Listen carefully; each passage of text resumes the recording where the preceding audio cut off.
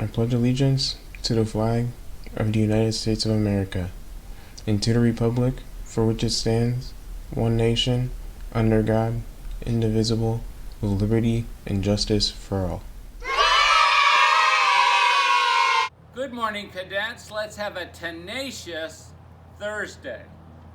Huevos tenaz. Have a great day.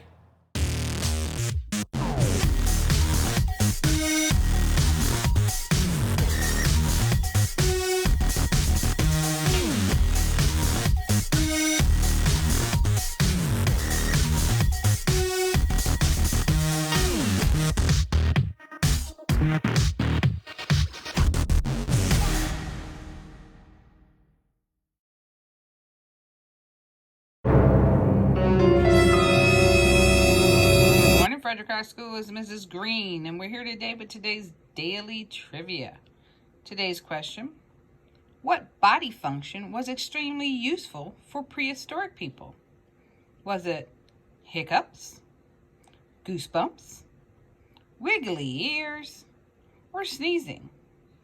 As always, drop your answer in the box below, and we will let you know the answer tomorrow.